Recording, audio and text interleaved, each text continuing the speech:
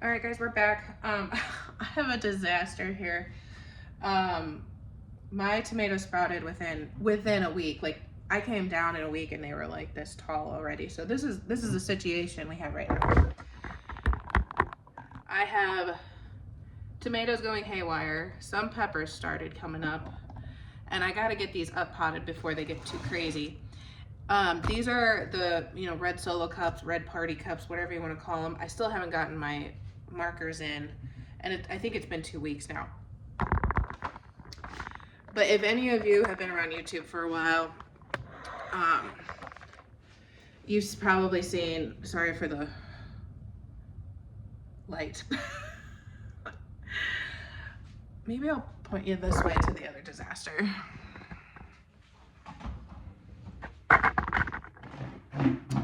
Jessica Swords from Roots and Refuge. She takes the party cups. She's done a few videos on plant sales. And then you just take a drill and you drill a hole or 2 or 4, depending on the size of your drill, into your cups. I will probably do 2 with this size bit. I have no idea what size that is. It's just the one that I had handy. And all I do is I go as far as I can. I take that stack off, go as far as I can. It does create a little bit of plastic cup confetti. That's annoying, but minor detail.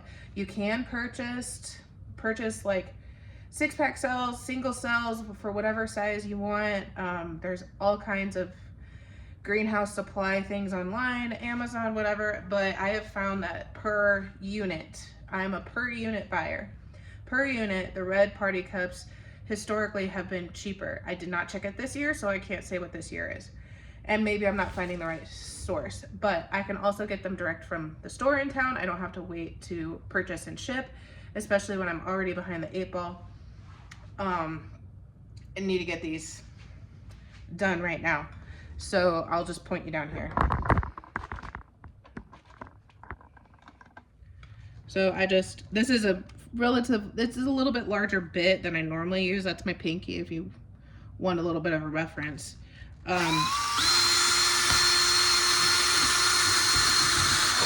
And apparently it's pretty dull. Actually, with that size, I'll do 2, I guess. And then I just pick them up until there aren't holes. Yeah, see how it's cracking because my drill bit isn't very sharp. And then there's your confetti. I'm just gonna dump it back in the bag for now. Yeah, so you can see a little dents, but they're not like actually taken care of. So I'm just gonna finish doing that to all these cups right now.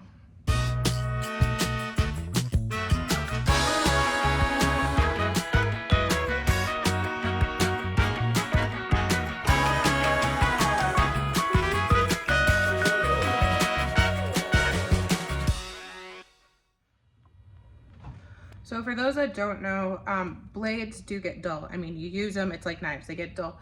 You can sharpen them. As long as they're not, I don't know if they're diamond tipped or self-tapping or any of that specialty stuff, what you have to do. But for a general bit, you can take it to a grinder and just note the angle on your tip. Oh, sorry.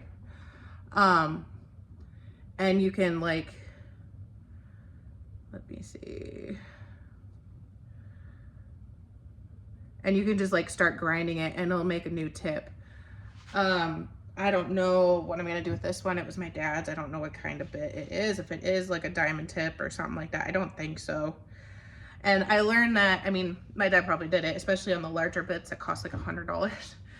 But I worked at a jewelry manufacturing plant for a while, and because we drilled so many holes, we were constantly going through drill bits, and we just file them down a little bit, grind them down a little bit to make them sharper so that they could go through the metal easier, because you have, of course, different densities of metal, different hardness of metal, and some needed a sharper blade. So that's my cups. This was a pack of 100-ish, give or take. And it did break a lot of them, so I do need to like actually go find another tip for at least the next one. So a couple, man, I either have a disaster of, you know, situation, or you have that light in your face. A couple people mentioned knowing more about a plant sale. I'm definitely not the most, messing up my packets, seed packets. I'm definitely not the most experienced plant sale person. I have not been to big ones. I have not hosted huge ones like, you know, Baker Creek and My Gardener and all those big things. I just do my little local thing. I have taken them to the farmer's market. If you go to a farmer's market, you just have to make sure you check with the market to see what their parameters are. Some places require business licensing. You usually have to have insurance riders, or like extra insurance. Some places want you to have $1 million liability, and that's because I worked in insurance too. So it varies on what your needs are. It's not like you can always just pop up and show up. Find out if you're gonna go to something organized, what their requirements are. For labeling, I have tried the plastic labels, and honestly, I don't think I like them. I use good old, they call them craft sticks or popsicle sticks, but if you have to Google search, look for craft sticks. You can get boxes of like 500 or 1,000 on Amazon for fairly cheap. They do wear down. They're not gonna last season to season, but that's partly why I like them, because I've put the plastic ones in the ground because I want to know what my plant is and remember, but then I forget about them. They get torn up sometimes, and then they get left in the garden, and it's just not, you know, real beneficial to the system. So I think I'm going to stick with my craft sticks. They're pretty darn cheap. Another thing that I do, well, for plant sales, I do a lot more description, and I have them in sections, you know, like you would go to any greenhouse or whatever, and you're gonna have all of the Roma tomatoes together. It's not like they're gonna be just confettied everywhere. Usually I have like bigger tins of these. I got this size because I found with the bigger tins, these sides like V out and it takes up more space. So I'm gonna see how I like these. It also means that when I put, I think I can fit about 15 in those bigger ones of the solo cups. I can't fit as many, but then they might not collapse as much in the center. My space is limited. We're just gonna see how these work, how I like them. So I have my tins, oh, and I bottom water in case you missed that last time. I bottom water everything. So even though these plants have been sitting, these seeds have been sitting here for 2 weeks, I've watered like once because they just bottom water and they soak up what they need. Once in a great while, you will have problems with fungus. It depends on how clean your soil is, I think, because I used compost last year and I did have some fungal algae type stuff, but so far this Miracle Grow soil has been okay. And I just see I have an echinacea popping up, and that's really exciting. Fingers crossed it's not a weed. Anyway, my popsicle stick. For my tomatoes, it's more so a habit of mine than anything, but I take several popsicle sticks, I put a T at the top. Most of the time, I can tell the difference between a tomato and a pepper. I put a T at the top. Especially when they're bigger, but when they're smaller little seedlings, it's a little harder to tell. To each his own. So once I get my T at the top, I take my name or part of my name or whatever, and I write it. So that way when I see Isis Candy, I know it's a type of tomato, especially when it's little. I try to keep at least the tomatoes together and the peppers together. It depends on how big the chaos is and how big the chaos continues. And I keep these, and it looks, and if you're wondering how I started this, I'm sorry I'm kind of running all over the place. The 2020 year when everybody was home, I had a greenhouse already, and I was planting for me. And I had different varieties, but of course I thought, well, not all the seeds will germinate, and then not all the plants will live, so I might as well just plant all of them, because seeds also don't have a great shelf life. And they do. I didn't know that. Most of these seeds are at least 2 years or more old. So I planted everything, and of course I couldn't kill anything. I can't intentionally kill anything. I can kill things unintentionally all the time, but I could not force myself to just kill them. And because I was home, I had a lot more time, and the wheels started turning, and I thought, well, why don't I, offer this to local people? There are other people wanting to do gardens this year, but not all of them can start their own plants. And it just started growing and growing and growing, because I planted so much. I had thousands of plants, guys, thousands. I killed thousands, but I had thousands as well. And I hosted a plant sale at our farm. I think I have a video or part of a video from it. It would have been from 2020 if you want to look back. And it was marginally successful. The years after that weren't as successful, but the weather was terrible, and people's gardening things changed because of work and life situations. So it wasn't, the end of the world. But one thing that you need to make sure is that you are labeling somehow. And you can have all kinds of different labels if you want, but efficiency in my brain says use the same thing. Then you're not, trying to do 20 different things. You can do one thing 20 times. So I need to get a lot of these tomatoes up potted. I'm not gonna have the time today, but I know I have more seeds to plant that I haven't gotten done. My computer's running updates. It's slower than molasses. So I'm gonna work on up potting. I have a video of that already. You can also watch other people's videos. I don't know that you really wanna see it. I did mention Jessica Soward's doing some plant sale stuff. Whispering Willow Farm, I can't think of her name, but I think I'm pretty sure she has some videos on running plant sales or taking plants to a sale. If you Google, there's a fair amount. There wasn't always the amount that I wanted or the information that I wanted when I was doing my plant sale. So if there's something I'm missing or the world is missing on what you want to know, please let me know in the comments. I will try to address it in a future video. I can't guarantee it because my life is in such upheaval that I don't know what tomorrow's gonna bring. Anyway, I'm gonna get up potting and then probably starting some more things because there's a lot going on. So yeah, I've rambled enough for now. I don't know how long that took me, maybe 10 minutes. I have about 18 potted up.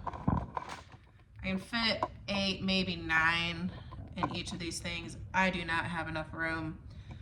And that was only 2 cells here. But there's not as many gold medal. Really, I don't think the world needs 40 Isis candy tomatoes, at least not in my area. But I'm gonna see, I can't remember if it was last year. I had problems where my seeds just died after I transplanted them. And I think I was probably too rough getting them in the soil and maybe breaking them with my popsicle stick. I'm not sure. So, and I've already said I'm good at unintentionally killing them. So I'm gonna see how these survive, and I can always up pot from there, and then they're just gonna have to struggle in the seed cells. And because I am limited on space, I may just have to up pot them to a cell tray and not the solo cups for now. And once the weather gets better and I can have them outside, then I'll have to start up potting more. Just gonna have to see because my space is limited and we deal with what we can. I put my labels in for peppers. So the peppers, instead of a T at the top, I put a P for peppers. I did put an F for my cone flower. Sometimes I'll put an H for herbs.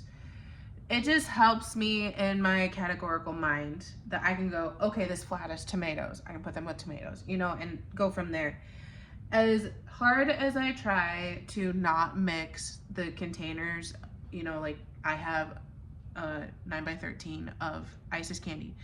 As much as I try not to intermix, sometimes you just have to because you're trying to fill up space and get as much as you can in a small space. So that's why labeling is so important. One of the reasons why it is so important. I'm already kind of over up potting already, but it kind of needs done, at least for some of these. I might not do them.